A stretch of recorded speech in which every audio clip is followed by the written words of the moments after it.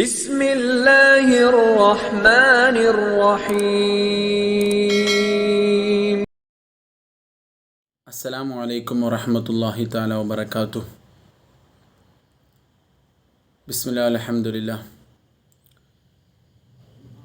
എൻ്റെ മക്കളെല്ലാവർക്കും സുഖം തന്നെയല്ലേ?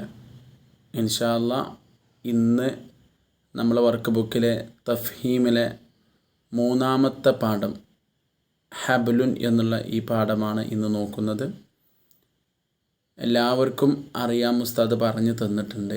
ഹബലുൻ എന്നാൽ എന്താണ്? കയറാണ്. കയർ നമ്മൾ പഠിച്ചിട്ടുണ്ട്. കയറിന് മറ്റൊരു പേരും കൂടി നമ്മൾ പഠിച്ചിട്ടുണ്ട്. എന്താണ് മക്കൾ പറഞ്ഞോളൂ? പറഞ്ഞോളൂ. സബബുൻ അല്ലേ? നല്ല കുട്ടികൾ കേട്ടോ. സബബുൻ എന്നാലും ഹബലുൻ എന്നാലും കയറ് തന്നെയാണ് അല്ലേ? ഇൻഷാ അല്ലാ ഇവിടെ നമുക്ക് ഈ പാഠത്തിൽ പഠിക്കാനുള്ള ഒരു പുതിയ അക്ഷരമാണ് ഞാനിതാ ഈ വിരൽ വെച്ചിട്ടുള്ളത്. ചുവന്ന കളറിൽ വന്നിട്ടുള്ള ഹബലുൻ. ഈ അക്ഷരത്തിന് ഇതിൻ്റെ ഇങ്ങനെ പറയുന്ന ഈ അക്ഷരത്തിന് പറയുന്ന പേര് ഒന്ന് പറഞ്ഞോളൂ മക്കൾ, പറഞ്ഞോളൂ, കേട്ട് ഉസ്താദ് കേൾക്കട്ടെ. ഉറക്കനെ പറയണം കേട്ടോ. ഹ എന്ന് പറയരുത്, അതുപോലെ ആ എന്നും പറയരുത്. ഇതിന് ഫതഹിട്ടാൽ അതിൽ ലൊമ്മിടണമെങ്കിൽ എന്ത് പറയും? ഹു. കെസറിട്ടാൽ ഹി. ഇനി താഴെ നോക്കൂ, ഉസ്താദ് കാണിച്ചു തരാം. എഴുതുന്ന രൂപമാണ് താഴെ പറഞ്ഞിട്ടുള്ളത്. ഈ ഭാഗത്തുനിന്ന് നിങ്ങൾ കണ്ടോ, ഇവിടെ ഈ മുകളിൽ 1 എന്നിട്ട് ഈ ഭാഗത്തുനിന്ന് വലത്തോട്ട് കൊണ്ടുപോവുക. എന്നിട്ട് അവിടെ നിന്ന് താഴോട്ട് വന്നിട്ട് ഇവിടെ നിർത്തുക. ജീമ് പഠിച്ച ഓർമ്മ ഉണ്ടെങ്കിൽ ജീമ് അതേപോലെ തന്നെ എഴുതുക. പക്ഷേ ജീമും ഇതും വ്യത്യാസമുണ്ട്. എന്താണ്? ജീമിന് പുള്ളി ഉണ്ടാകും, ഇതിന് പുള്ളി ഇല്ല. ഒറ്റ പുള്ളി പോലും എവിടെയും ഇല്ലാത്തതാണ് ജീമിന് ഒരു പുള്ളി താഴെ ഉണ്ടാകും. അപ്പോൾ ഇത് ആണ്. ഈ ഇതുപോലെ എൻ്റെ മക്കൾ ഇവിടെ കടലാസ് പെൻസിൽ കൊണ്ട് ഇവിടെ എഴുതണം. ഇവിടെ കടലാസ് പെൻസിൽ ഉപയോഗിച്ച് എഴുതാനുള്ളതാണ്. പെൻസിൽ ഉപയോഗിച്ച് ചെയ്യാം. ഇവിടെ നിങ്ങൾ കണ്ടോ, ഇത് ഒരു വാക്കിനോട് കൂട്ടി എഴുതുമ്പോൾ എഴുതുന്ന രൂപമാണ്. ഇതാ ഇവിടെ വന്നതുപോലെ അത് എഴുതുന്ന രൂപമാണ്. ഇവിടെ നിന്ന് തുടങ്ങി താഴോട്ട് വന്നു, അവിടെ നിന്ന് ഇവിടെ ഇങ്ങോട്ട്. അതായത് ഉസ്താദ് ഇവിടെ കാണിച്ചു തരാം. ഇവിടെ നിന്ന് തുടങ്ങാം, ഇങ്ങോട്ട് വന്നിട്ട് അവിടെ നിന്ന് ഇടത്തെ ഭാഗത്തേക്ക്. അപ്പോൾ നിങ്ങൾ എന്താ ചെയ്യുക? കടലാസ് പെൻസിൽ ഉപയോഗിച്ചിട്ട് ഇതൊക്കെ നിങ്ങൾ അതുപോലെ എഴുതാം. അതിന് താഴെ നോക്കൂ, നിങ്ങൾ നിറം നൽകാം എന്നുണ്ട്. ഇവിടെ വന്നിട്ടുണ്ട്, ഫതഹിട്ടിന് അത് നിങ്ങൾ എന്ത് ചെയ്യുക? കളറ് കൊണ്ട് ഇവിടെ വളരെ വൃത്തിയായിട്ട് കളറ് കൊടുക്കാം. പല കുട്ടികൾ ഒന്നായിട്ട് വരച്ച് വൃത്തിയില്ലാത്ത രൂപത്തിൽ കളറ് കൊടുക്കുന്നതായിട്ട് കണ്ടിട്ടുണ്ട്. വൃത്തിയായിട്ട് നല്ല രൂപത്തിൽ നിങ്ങൾ എന്ത് ചെയ്യുക? കളറ് കൊടുക്കണം ഇൻഷാ അല്ലാ. അതുപോലെ തന്നെ ഹുൻ ഇത് മുഴുവനും നിങ്ങൾ എന്ത് ചെയ്യുക? കളറ് കൊടുക്കാം. ഇനി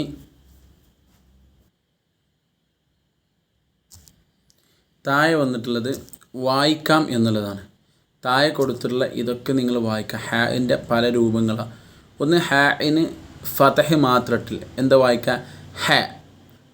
അതിന് ഫതഹ് ഇട്ട് അതോടൊപ്പം നീട്ടാൻ, ഫതഹിന് നീട്ടാനുള്ള അലിഫും വന്നിട്ടുണ്ട്. അപ്പോൾ ഇതെങ്ങനെ വായിക്കും? എന്താ മക്കൾ വായിച്ചോളൂ? ഒന്നുകൂടി വായിക്കും. അപ്പോൾ ഇനി കെസറ് വന്നിട്ടുള്ളത് എന്നിങ്ങനെ വായിക്കാം. ഹി കെസർ വന്നു നീട്ടാൻ, കെസറിന് എന്ത് നീട്ടാൻ കൊടുത്തു? യാ കൊടുത്തു. അങ്ങനെ വരുമ്പോൾ ഹീ. ഈ എന്ന് പറയരുത്, അതുപോലെ ഹി എന്നും പറയരുത്. ഹി. അതുപോലെ തന്നെ ഹു. വാവാണ് നീട്ടാൻ കൊടുത്തിട്ടുള്ളത്. ലമ്മത്ത് വന്നത് കൊണ്ട് വാവ് കൊടുത്തു. ഹു എന്ന് കൊടുക്കുക. അതുപോലെ തന്നെ ഹൻ, തൻവീൻ ഫതഹ്, ഹിൻ, ഹുൻ. നിങ്ങൾ വ്യക്തമായിട്ട് ഒരുപാട് തവണ നിങ്ങൾ വായിക്കണം. ഉസ്താദൊക്കെ പറഞ്ഞ പോലെ തന്നെ ഒരുപാട് തവണ വായിച്ചാൽ മാത്രമേ ഈ അക്ഷരം ക്ലിയറായി നിങ്ങൾക്ക് പഠിക്കാൻ പറ്റുള്ളൂ. അതുകൊണ്ട് മക്കൾ ഈ ക്ലാസ് കഴിഞ്ഞിട്ട് ഒരുപാട് പ്രാവശ്യം നിങ്ങൾ വായിക്കുക. ഇതിന് താഴെ വായിച്ച് എഴുതാനുള്ള കുറച്ച് വാക്കുകൾ വന്നിട്ടുണ്ട്. ഒരു 5 വാക്ക് ഇവിടെ തന്നിട്ടുണ്ട്. ഒന്നാമത്തെ നീല കള്ളിയിൽ വന്നിട്ടുണ്ട്. ഇതെന്താ വായിക്കാം? ഹാന് ഫതഹ് വന്നു, അതിന് നീട്ടാനും കൊടുത്തു.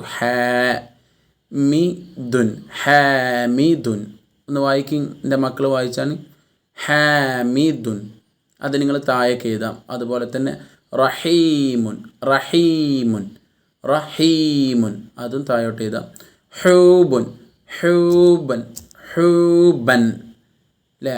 ഹാന് ലൊമ്മ് നീട്ടാൻ വാവ് പിന്നെ ബൻ ഹൂബൻ അതും താഴേക്ക് എഴുതാം. അടുത്തത് ജുർഹുൻ ജുർഹുൻ ആദ്യത്തെ അക്ഷരം ജീമാണ്, അതിനെന്തുണ്ട്? പുള്ളിയുണ്ട്. പിന്നെ റോയിന് സുക്കൂന് ജുർ. അവസാനത്തത് ഹാഇന് തെൻവീൻ ലമ്മ് വന്നു ഹുൻ ജുർഹുൻ അത് താഴേക്ക് എഴുതാം. അതിനുശേഷം ഹുജജുൻ ഹുജജുൻ ഇവിടെ മൂന്നും ഒരുപോലെ വന്ന് ആദ്യത്തെ ഹ ആണ് പുള്ളില്ല, ശേഷം വരുന്ന രണ്ട് അക്ഷരത്തിനും പുള്ളിയുണ്ട്.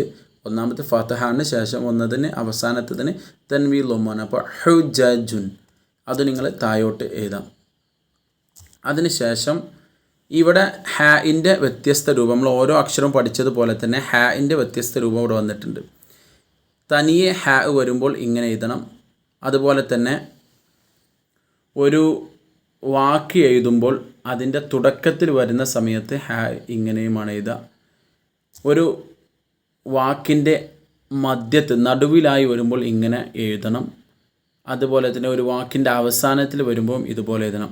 ഇവിടെ നിങ്ങൾക്ക് ഉദാഹരണം കാണാം. ഹാ തനിയെ വരുമ്പോൾ ജുർഹുൻ എന്നത് കണ്ടോ നിങ്ങൾ, ഹാ വന്നത്.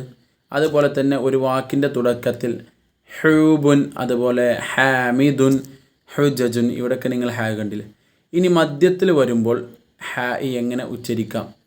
അത് ഇതുപോലെ ഈ ഹുജജുൻ ജീമ് കൊടുത്തതുപോലെ തന്നെ ഹാ മധ്യത്തിൽ വരുമ്പോൾ അങ്ങനെ വരാം. ഇനി ശേഷം അടുത്ത പേജിൽ നമുക്ക് ഒന്നും കൂടി വ്യക്തമായിട്ട് അങ്ങനെ ഒരുപാട് ഉദാഹരണങ്ങൾ കാണും. അവസാനം വരുമ്പോൾ ഈ രൂപത്തിൽ. ഇനി അടുത്ത പേജിൽ നിങ്ങൾ നോക്കൂ.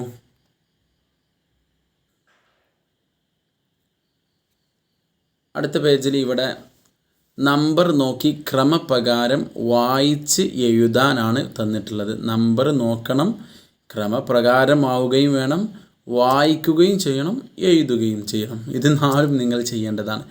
ആദ്യം നമ്പർ നോക്കുക. നിങ്ങൾ ഇവിടെ തന്നിട്ടുള്ള വാക്ക് ഏതാണ്? വാഹിദുൻ വാഹിദുൻ. അതിൻ്റെ നമ്പർ നോക്കുക, ഒന്നാമത്തെ ഇവിടെ.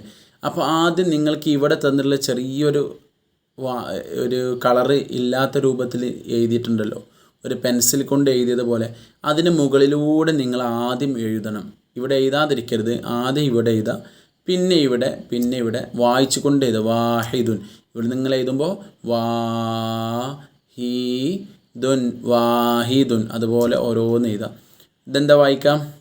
മുഹമ്മദുൻ മുഹമ്മദുൻ, ഹിൽമുൻ ഹിൽമുൻ, നുഹൂലുൻ നുഹൂലുൻ, മിഹ്റാബുൻ മിഹ്റാബുൻ. ഹാന് സുക്കൂനാണ് വന്നിട്ടുള്ളത്.